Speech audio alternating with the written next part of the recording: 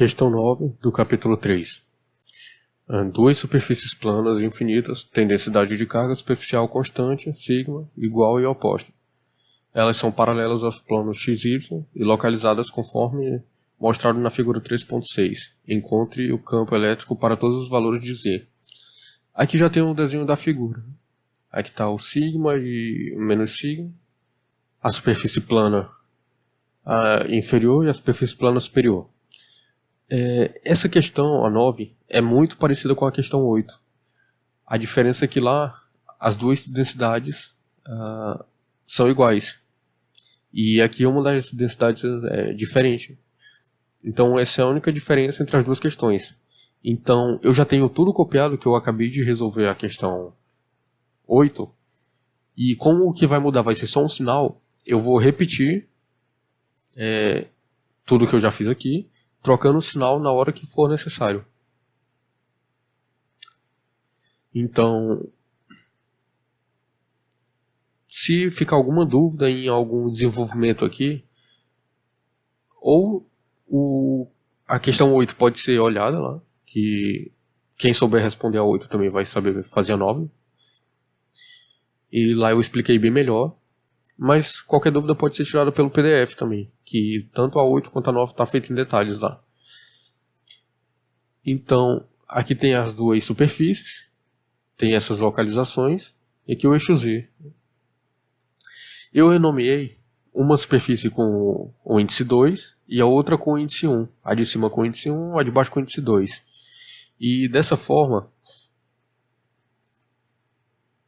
fica mais fácil de trabalhar, porque eu não vou confundir o que está relacionado a qual placa. Então, a primeira coisa que a gente tem que pensar é o seguinte: a soma dos campos individuais é igual ao campo resultante. Esse aqui é o princípio da superposição. É sempre possível fazer essa soma vetorial. Então aqui eu escrevo a expressão do campo 1 mais a expressão do campo 2. Então a expressão do campo tem a constante, 1 sobre 4πε0.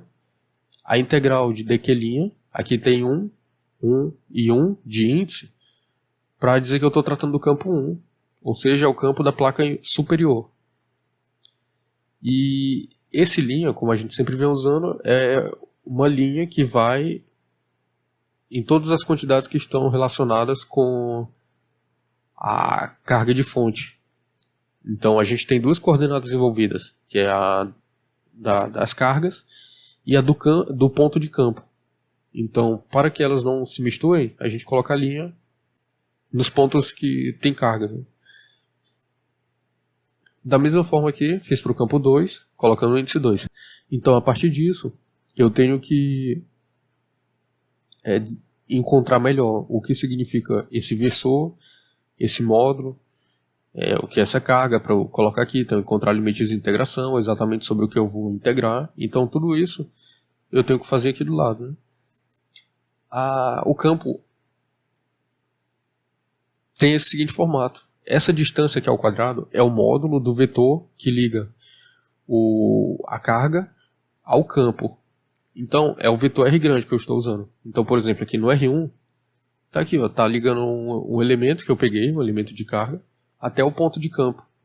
Então o versor desse vetor aqui, da direção do campo, e o módulo dele é a distância que vai aqui na expressão do campo. Da mesma forma que para o seguinte, então, esse dq1', ele é igual a um sigma dA1'. Esse dA é o elemento de área, né? Então a carga é igual a densidade vezes a área. Aqui nesse dq2', tem o menos sigma, não é mais o sigma. Então essa é a primeira mudança que tem aqui. Então, menos sigma dA2. E o versor de R é igual ao vetor de R dividido pelo módulo de R. Então, essas três informações eu já posso substituir aqui. Então, dq1 ficou dA1. E o sigma, como ele é constante, eu já retirei aqui. O vetor de R sobre R. Aqui era R ao quadrado, ficou R ao cubo. Aqui ficou R ao cubo também. Aqui o vetor agora não é mais o versor. Aqui ficou o dA', só que agora é menos, né? Então aqui vai menos nessa segunda expressão, no campo 2, né, que é a placa inferior. Então agora eu preciso encontrar o vetor R1 pequeno, né? Porque na verdade eu preciso é do grande. Mas o grande é escrito em termos dos menores. Então eu vejo que R1 linha mais R1 grande é igual a esse R sem linha. Então o R sem linha ele não está relacionado a cargas, como a gente falou aqui sobre as linhas. Ele localiza o ponto de campo. O que tem linha localiza o ponto que tem carga. Então, a diferença entre esses dois dá esse vetor R grande. Então, a gente precisa escrever cada um desses para fazer a diferença entre eles e obter esse R1 grande. E assim continuar. Então, o R1 linha é igual x linha na direção de x mais y linha na direção de y. E aqui eu estou colocando linha para não confundir com as coordenadas do ponto de campo. Então vai variar no plano XY. Então tá certo aqui, é só variável mesmo. Mas no Z é fixo. Então é A na direção de Z. E esse vetor R, ele é x na direção de x, y na direção de y e z na direção de z. Só isso. O R1 é R menos R', como a gente viu. Então dá essa expressão aqui. Esse menos esse, né? Z menos A na direção de Z, Y menos Y'. E agora eu preciso também do módulo. O módulo eu só escrevo o vetor sem nenhuma indicação aqui de vetor, né? E elevar ao quadrado as componentes, somo elas e tirar a raiz quadrada. E eu preciso fazer isso para o R2 também, R2', que é x na direção de x, y na direção de y, com linha. E agora a localização em z é menos A na direção de z. De novo, faço R2, R menos R', o R é o mesmo, esse R aqui, sem linha, né? Que é só um ponto de campo para as duas placas simultaneamente. Eu até coloquei da mesma cor, um de cada cor, né, e tracejado aqui. Então, obtendo o R2, né, fazendo um menos o outro, a gente chega aqui, e aqui também nós precisamos do módulo.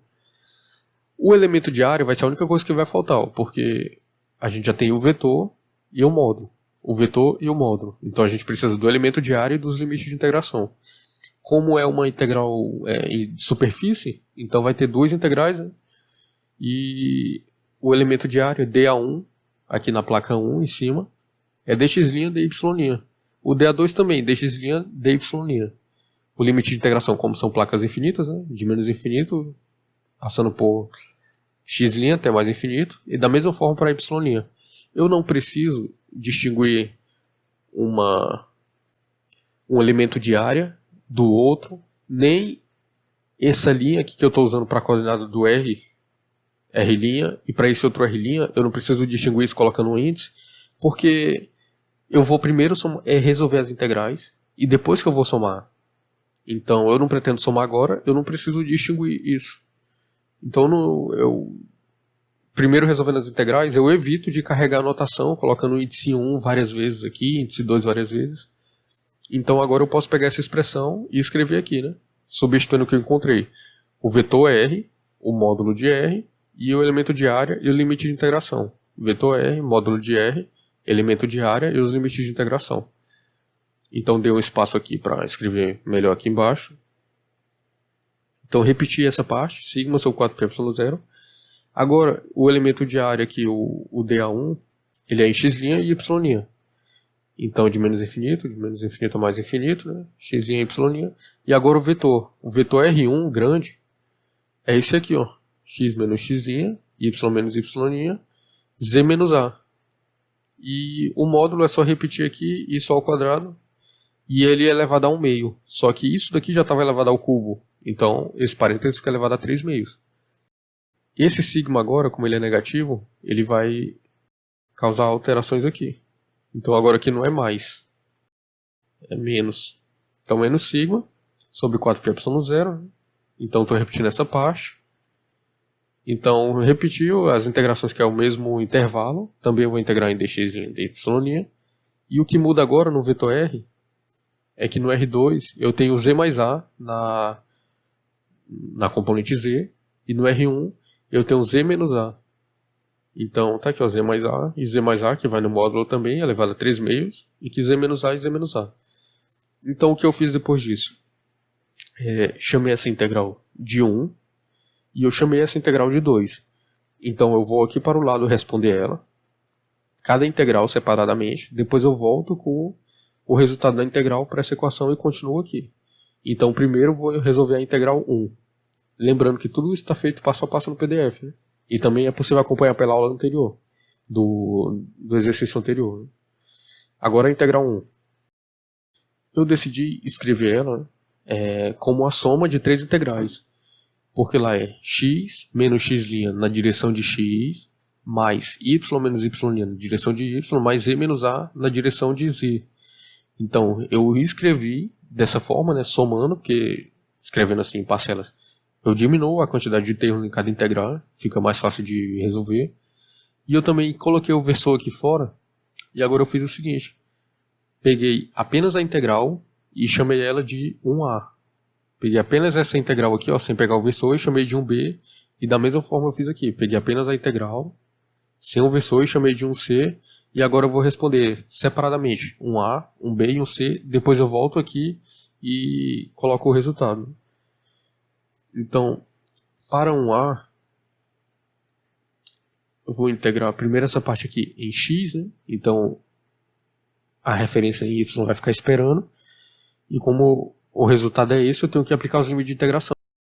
Então, como eles são infinitos, eu não posso simplesmente substituir eles na expressão. Eu tenho que usar a operação de limite. Então eu defini uma nova variável, alfa. E onde estava aqui a variável de integração, que é a x', eu substituí por esse alfa. Então agora esse alfa está tendendo a infinito, certo? É assim que faz o procedimento para esses casos. Menos, que esse menos aqui é do teorema fundamental do cálculo. Quando a outra variável vai tender ao menos infinito, eu substituo essa outra variável aqui. A explicação para esse limite ser zero é que eu não preciso nem avaliar esse parêntese aqui dentro, se ele vai ser positivo ou negativo. Mas ele está elevado ao quadrado, então vai ser positivo. Esse aqui também vai ser positivo. Perante a operação de limite, nada mais aqui varia. Então o denominador está crescendo indefinidamente. E é positivo e, portanto, é real. Existe. Então é um limite do tipo 1 sobre infinito, que dá 0. Aqui também do tipo 1 sobre infinito, que dá 0. E zerou. 0 menos 0. Então nem preciso me preocupar se isso aqui é mais nada aqui, porque já tem um 0 multiplicando tudo isso. Deu 0. Agora eu vou responder a integral 1b. A 1b é o mesmo caso da 1a. O que acontece é que essa daqui bastaria que eu trocasse dx' dy' por dy' dx' e que eu fizesse uma comutação aqui na soma, né? A soma comuta, então eu teria exatamente a mesma situação dessa. Então o que eu fiz? Se aqui eu integrei em x, que é a variável que eu tenho aqui em cima, em x', né? Aqui eu vou primeiro integrar em y' e deixar o x' para integrar depois, pela segunda vez. Então por isso que aqui tem dx'.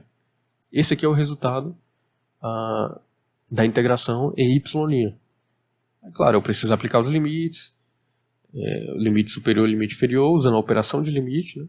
Então substituir a variável que eu integrei foi o y'. Então é por isso que o alfa está aqui agora, não mais aqui. Então aqui está o beta.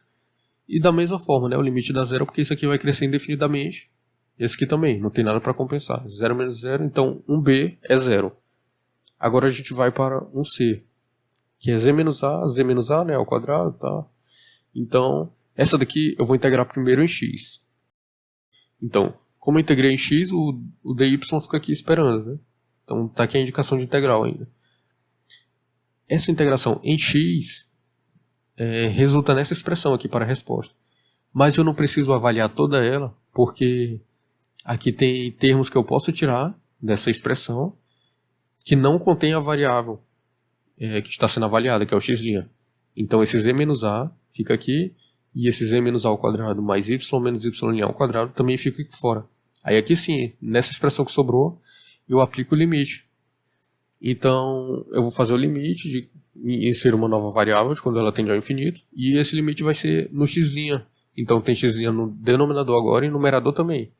Menos, limite inferior, né? E também vai ter limite aqui no numerador e no denominador. Esse limite já é um pouco mais complicado, porque O denominador sim, vai crescer indefinidamente, mas o numerador também. Então ele não é tão imediato assim. O que eu fiz para resolver ele foi o seguinte. Eu pego esse radicando e dentro dele eu coloco coloco x menos alfa ao quadrado em evidência. Então eu tenho esse produto de x menos alfa ao quadrado vezes isso daqui. Então eu uso uma propriedade de radiciação e separo como produto de dois radicais. Aqui eu posso usar a definição de módulo, né? Então raiz quadrada de alguma coisa ao quadrado é o módulo de x menos alfa. E aqui isso daqui eu só deixo esperando por enquanto. Com o módulo, eu aqui do lado fiz uma explicação rápida sobre o que é o módulo, né?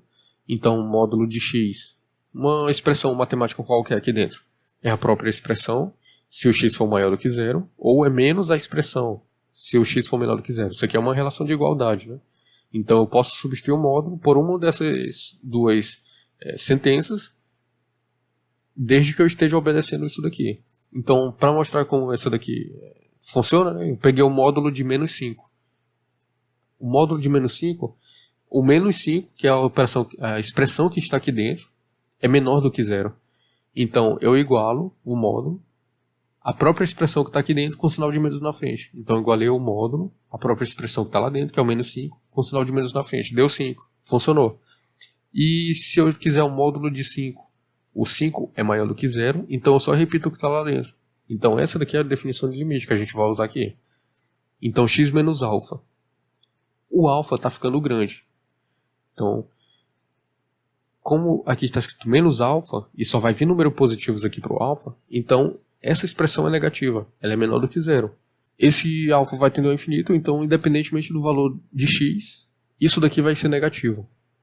Então, como x menos alfa é negativo, ele se encaixa aqui nessa expressão, nessa condição. Então é só a gente repetir a expressão com o sinal de menos na frente. Então a gente repetiu o que tinha aqui dentro com o sinal de menos. Então eu distribuí esse sinal de menos, ficou alfa menos x. E eu fiz o mesmo procedimento aqui. Peguei essa parte, coloquei x menos beta ao quadrado em evidência, separei pela propriedade, isso aqui é o módulo. Aí eu analiso x menos beta. No lugar do beta, eu estou colocando valores negativos. Então vai ter dois sinais de menos, então já vai ser uma soma. Então mesmo que esse x aqui inicialmente seja negativo, como esse beta está tendendo ao infinito, o que está aqui dentro vai ser positivo. Então se é positivo, eu só repito ele sem as barras laterais, né? Então x menos b. Agora bem aqui eu vou colocar um sinal de menos em evidência, que é para simplificar com esse, né? Então aqui ficou beta menos x. Então eu posso distribuir isso daqui, eu volto aqui. Aí na próxima linha, eu só copiei o que tinha aqui em cima, porque agora o denominador, ou o numerador, eu repeti. Alfa menos x. Essa parte que eu não mudei nada.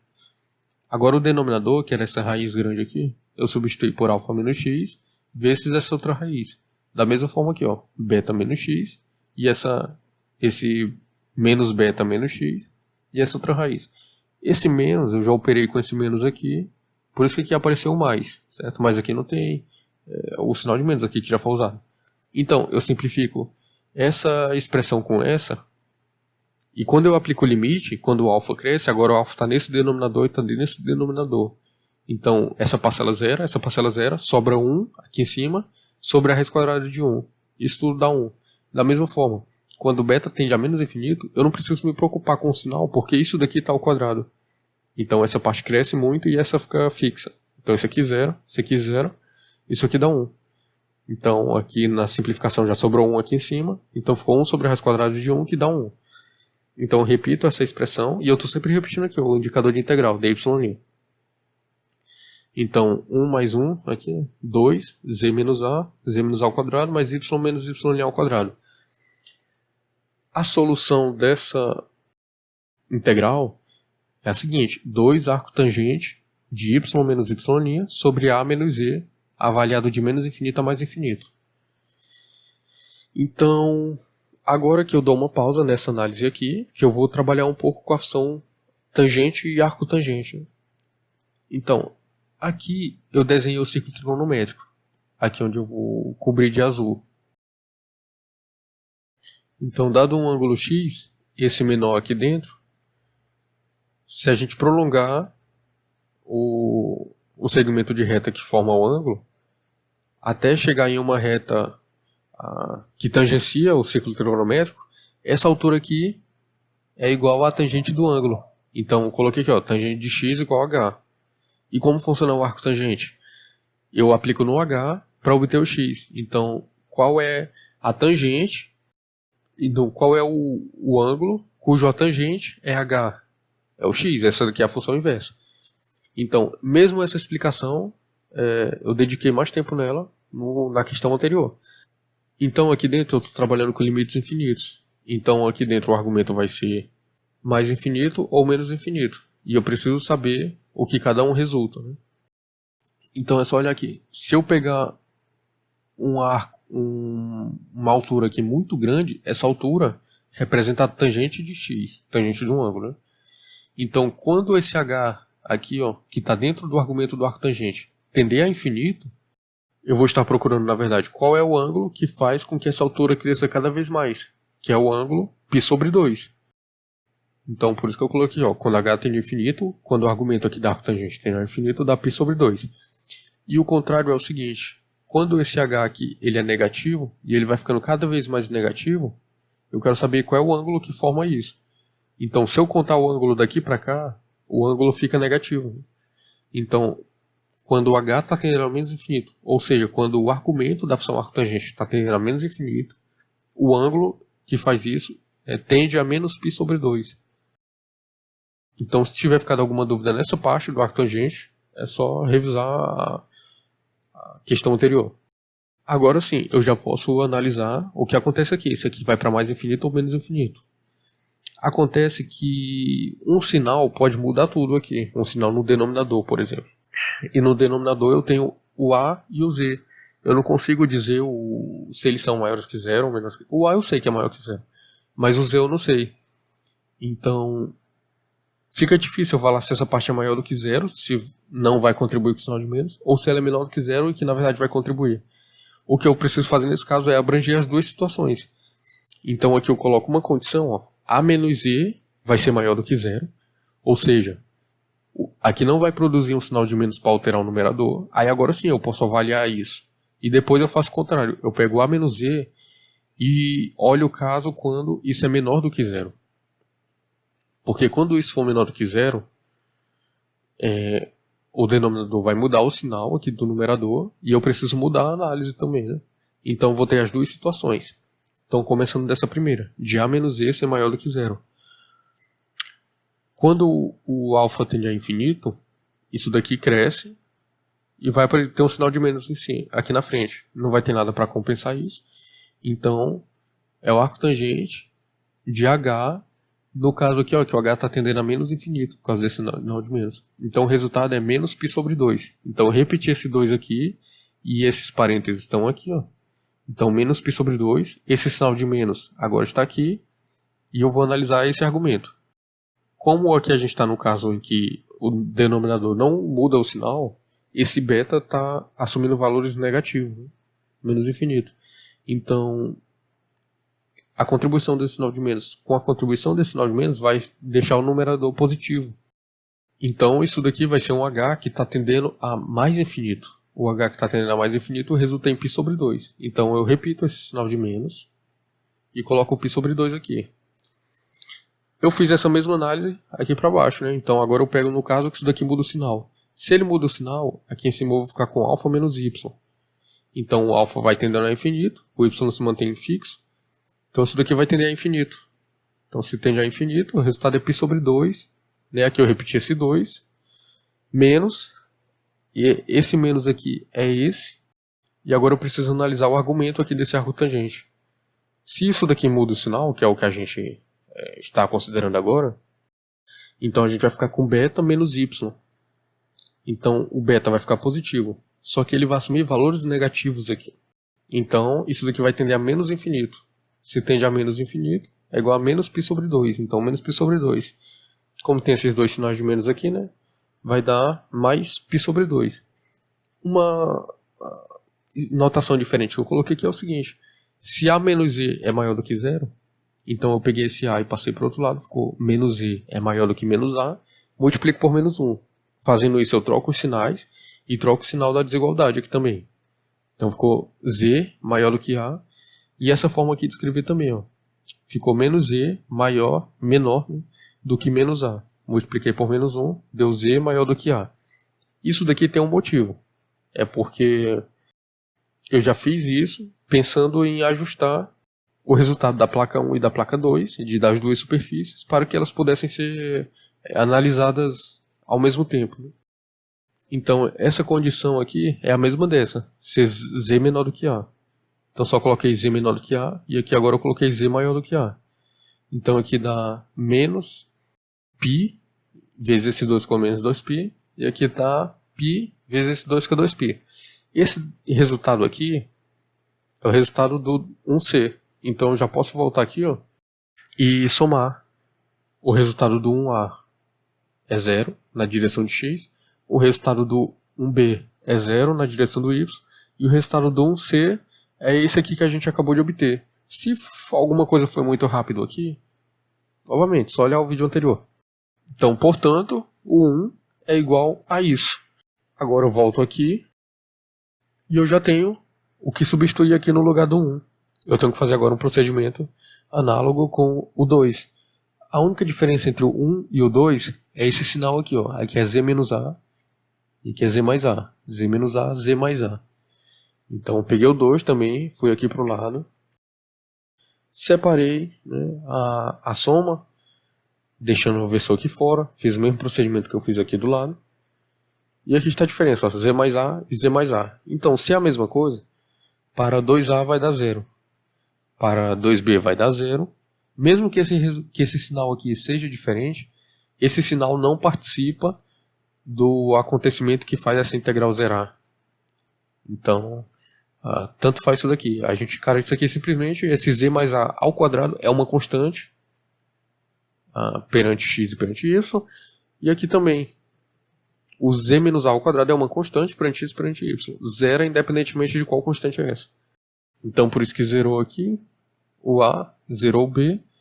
E para o C, eu olhei para cá e comecei a seguir esse raciocínio até quando esse sinal fosse diferente, fosse fazer diferença.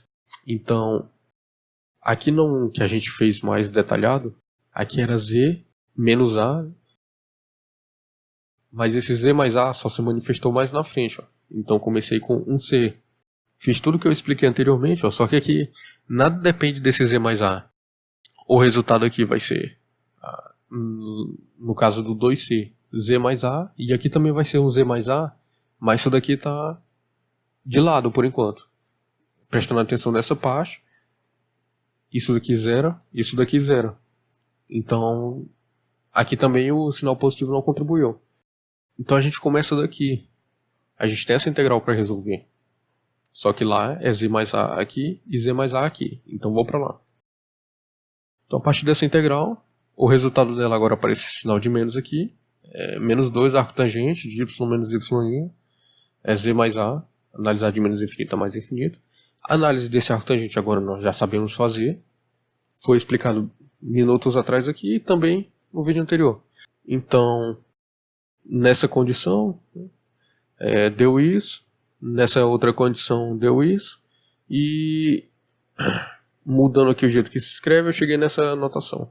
Agora eu volto aqui em cima e eu já tenho o 2C para escrever, né? Então dá 0 na direção de x, mais 0 na direção de y, mais isso daqui na direção de z. Portanto, o 2 é escrito dessa forma. Agora eu volto lá no começo, que eu já tenho o 1 e o 2 para substituir. Aqui, ó, eu tenho esse 1 e esse 2. Então aqui eu substituí o 1 e o que mudou foi esse sinal de menos. Menos, aqui está o sigma sobre 4πε0 e dentro dessas chaves aqui, ó, é o 2. Por enquanto a gente está nessa parte. Vamos recapitular tudo que foi alterado da questão anterior para essa. Foi alterado esse sinal aqui, esse e esse. Então, tudo até agora, à exceção desses 4 sinais aqui, que são até os mesmos, foi feito igual à questão anterior. Então, por isso que eu falei, quem assistir a questão anterior, que está muito bem resolvido lá, e aprender, também vai aprender essa. Dessa linha de conta para essa, eu fiz o seguinte. O que está aqui dentro, eu posso sempre tirar aqui para fora, né? Desde que isso me seja útil. Pelo seguinte motivo. Se eu quero trabalhar no regime de Z, então, por exemplo, aqui eu tirei o 2πz e aqui também o 2πz. E eu fiz a simplificação. Com 4π, ficou 2, né, só. E aqui apareceu o versor de Z. E aqui ficou menos 1 e 1. E eu mantive aqui a Z mais A, as condições. O que acontece nesse caso é o seguinte. Se eu estiver trabalhando em uma região em que Z é maior do que A, eu vou pegar esse 1 e eu vou pegar sigma Z sobre 2ε0. Quando eu estivesse aqui em cima, se eu estiver trabalhando na mesma condição, na mesma região, Z maior do que A, então essa parte que vai ser levada em consideração, vezes isso daqui. Então eu iria simplificar de qualquer forma. Sigma Z sobre 2ε0. Então isso aqui é totalmente válido. Na explicação eu dei uma pausa aqui e vim dar um exemplo aqui ao lado de como funcionam essas sentenças. Então eu fiz o gráfico. Aqui está o plano cartesiano. E eu escolhi uma função da seguinte forma. De menos infinito até 1, ela vale 1. E de 1 para frente, ela vale 2. Aí eu escrevi aqui a função. Então nessa região aqui, ó, nessa condição, com x sendo menor do que 1, aqui, ó, x menor do que 1 é tudo isso daqui, dá 1. E quando x é maior do que 1, então o x daqui dá 2. Então está aqui o gráfico da função, está aqui a função. O que eu quis mostrar é o seguinte, que se eu aumentar, eu quiser escrever diferente, colocar uma sentença a mais, eu posso, desde que eu mantenha a coerência. E a coerência nesse seguinte sentido. Olha essa nova condição que eu coloquei. Agora eu estou falando o seguinte.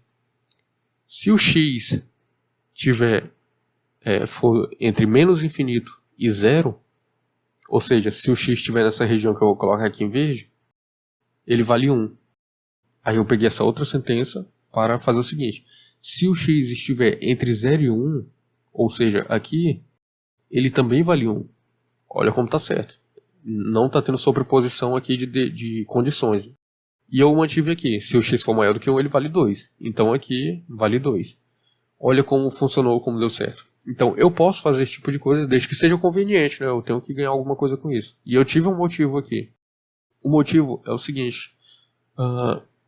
Eu quero separar em 3 regiões. Uma acima da placa superior, outra no meio das 2 placas e outra abaixo da placa inferior. Por isso que eu tenho as 3 condições. Então, vamos acompanhar o que eu fiz. Corrigindo aqui esse sinal de menos. Então, eu já vou apagar aqui e aqui. E aqui também vai mudar. Então, aqui é menos e aqui é menos. O menos 1 com o z menor do que a, eu fiz da seguinte forma. Esse daqui eu só repeti, né? 1 se o z for maior do que a. Então, agora eu pensei o seguinte. Para qualquer z que seja menor do que o menos a, o resultado é menos 1. Mas a condição original, como essa que a gente já usou, né, era o z menor do que a. Mas existe z entre a e menos a, que em particular é menor do que a. Então eu peguei aqui essa condição. Menos a menor do que z menor do que a. O z que está aqui nessa região, ele é menor do que a. Então vale menos 1. Aí eu peguei esse A aqui e falei, o Z que está daqui para trás, que em particular obedece também essa condição, é menos 1 da mesma forma. Aí eu repeti aqui, ó, menos sigma Z sobre 2ε0. E essa parte vamos ver como eu fiz. Eu repeti logo essa segunda sentença aqui como a terceira sentença. Então menos 1, se Z for menor do que menos A, certo? E esse 1 aqui foi que eu abri em 2 sentenças. Então, para essa segunda placa, qualquer Z que seja maior do que o menos A é 1. Então eu peguei e limitei. Se o Z estiver entre A e menos A, ele já vai ser 1, porque, olha aqui, ó, Z maior do que menos A. Só que eu falei assim, o Z que é maior do que menos A e menor do que A, ele vale 1. E da mesma forma, o Z que for maior do que esse A aqui, em particular ele vai ser maior do que o menos A, e ele vai valer 1 também. Se isso daqui não tiver ficado claro agora, talvez eu tenha explicado de uma forma um pouco diferente anteriormente, mas eu acredito que esse exemplo aqui vai ajudar bastante a entender como é possível, né, aumentar a quantidade de sentenças. Isso daqui eu simplesmente mudei de lado da seguinte forma. Se o 2 é maior do que 1, eu posso trocar eles de lugar. Aqui eu escrevi o 1 agora e escrevi o 2, e eu tenho que mudar a desigualdade. 2 maior do que 1, verdadeiro. 1 menor do que 2, verdadeiro. Então o que eu fiz aqui? Troquei de lugar esse com esse e mudei aqui o sinal, a relação de desigualdade. Então, escrevendo dessa forma, agora eu encontrei as mesmas condições aqui em cada sentença. Aqui na primeira é Z maior do que A, Z maior do que A. Menos A menor do que Z, menor do que A. Menos A menor do que Z, menor do que A. E aqui é Z menor do que menos A. Z menor do que menos A. Então agora eu posso operar isso aqui diretamente. Eu vou fazer a subtração agora. Então eu repito isso, né? Que é como se tivesse em evidência, que aparecem os dois termos. E eu vou fazer a subtração só no que não ficou em evidência, que no caso foram essas sentenças. Então eu mantenho a condição. Z maior que A, menos A menor do que menos I, menor do que A, e Z menor do que menos A. Então 1 menos 1, 0. Menos 1 dá menos 2. E menos 1 menos menos 1, né, que dá mais 1. Menos 1 mais 1 dá 0. Então tudo que mudou da questão anterior para essa foram esses sinais até chegar aqui. Então aqui mudou, foi a primeira vez que eu precisei efetivamente desse sinal e ele mudou os resultados. Então essa daqui já é a resposta que a questão pede. Encontre o campo elétrico para todos os valores de Z. Aqui está a expressão matemática, essa daqui de cima, que calcula o campo elétrico para todos os valores de Z. Acontece que, da mesma forma que eu tirei aqui o que estava dentro, em evidência, para simplificar aqui fora, eu posso fazer aqui. Então eu tiro o 2. Então aqui esse 2 que eu tirei simplifica com esse 2 aqui. Então sobra sigma z sobre epsilon 0. E aqui fica 0, menos 1 e 0. Né? Repetir. Então aqui a gente já pode considerar a resposta da questão, mas eu vou comentar mais um pouco. Esse desenho aqui é da questão anterior. Né? Então lá tinha outra configuração. Os dois eram positivos. Agora eu vou apagar para explicar sobre a nova configuração aqui nessa questão. Então aqui, analisando o campo 1, se a gente pegar só o que o campo 1 faz, aqui já é a contribuição dos dois em uma única expressão. Então aqui é o seguinte, é a placa, né, que eu renomeei como 1, então o campo 1, aqui é a outra placa que eu estou chamando de superfície carregada, o campo 2, aqui está a distância A do jeito que está lá na imagem, né, e aqui é o sentido de crescimento do eixo Z. Essa placa aqui, ela tem um sigma positivo, quer dizer, pelo menos ele vai assumir um outro valor se a gente tentar especificar mais. Ele vai ter a sua própria uma densidade numérica, mas esse valor numérico ele pode ser positivo ou negativo, mas o que importa é que ele tem um sinal diferente desse, e a gente vai analisar as consequências agora. Como é uma placa infinita, que a gente já viu em questões anteriores, a intensidade não depende da distância. Então aqui não aparece sobre z ao quadrado. Então a intensidade é a mesma, não importa a distância que se esteja da placa infinita. Esse comportamento aparentemente estranho é porque é uma placa infinita, ela não existe fisicamente. Assim. Então é uma coisa que sai da matemática. Eu vou desenhar algumas representações do campo. Então se a gente analisar o campo nesse ponto, ele tem essa intensidade e essa direção. E isso o campo gerado pela placa 1. E a placa 1 também gera o campo aqui embaixo, né? Que se a gente olhar só para a expressão aqui em cima, o campo 1 é esse. Então, o Z que for maior do que A, então aqui ó, Z maior do que A, ele é positivo. Aqui está o A. O Z que for menor do que A, aqui ó, é negativo. Então muda o sinal, porque aqui tem um versor, né? Então mudando o sinal do versor, muda a direção. Então agora eu vou analisar o campo elétrico gerado pela placa 2 aqui, né? O campo 2. Individualmente, é esse aqui. Como a gente vai fazer a soma vetorial, então eu posso pegar esse sinal de menos e atuar já aqui. Então aqui ficaria mais e aqui menos 1, e aqui mais 1. Se eu distribuir esse sinal de menos, né, tanto faz aqui para a continuação da conta se eu for distribuir ou não. Mas aqui se eu for analisar cada um individualmente, sim, eu devo distribuir isso, porque esse sinal pertence a esse sigma aqui. Então, analisando agora do ponto de vista do campo 2, o que for menor do que o menos A é a placa de baixo. Então, o que for menor do que o menos A é positivo. Esse positivo significa que ele concorda com o sentido de crescimento do eixo Z. Então, positivo, eu estou numa parte menor do que o menos A. Então, o campo 2 tem a mesma intensidade que o campo 1, né, que eles têm a mesma distribuição de carga, o mesmo tamanho, só que o sinal é diferente porque a distribuição aqui é o menos sigma. E agora a gente vai analisar o que acontece nesse segundo caso para quando o Z está maior do que o menos A. Então o menos A é esse, daqui para cima todo Z é maior do que o menos A. Z maior do que menos A é igual a menos 1.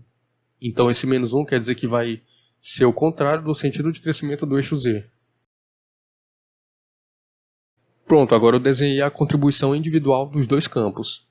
Se eu fizer a soma vetorial agora, então, isso aqui zero, né? Porque ele tem a mesma intensidade em sentidos opostos. Então, zero. Aqui fora também, ó, zero. E o que acontece aqui? Eles vão se somar. Então, o campo aqui dentro, na parte menos A, menor do que Z, menor do que A, tá aqui, é igual ao dobro de cada campo individual de uma placa infinita, né? Então aqui tem o 2 no denominador. Quando eu multipliquei por esse 2 sumiu. E esse sinal de menos significa que está ao contrário do sentido de crescimento do eixo Z. Então está aqui apontando para baixo. Está aqui duas análises dessas operações, né? Então aqui estão os campos individuais e o que acontece com cada um. Ou seja, é nulo o campo aqui fora da placa, para cima e para baixo, e no meio tem um campo. É só lembrar, né, que quando a gente tem uma carga positiva e uma carga negativa, a carga positiva se torna fonte, então ele tem um campo radial, e a carga negativa se torna um sorvedouro de campo. E o campo elétrico tem até as linhas de campo, que são dessa forma aqui. Então, isso acontece porque são cargas com sinais opostos. A mesma coisa aqui, ó. Tem um sinal e aqui o sinal trocado. Então sai de um e vai para o outro. É isso que a gente encontra, isso que a gente aprende aqui nos primeiros momentos de eletrostática e novamente aqui numa situação mais complexa a gente conseguiu reproduzir isso. Então, com essa explicação agora, né, se tiver ficado qualquer dúvida, aqui dá para ver o motivo de por que assistir a questão anterior.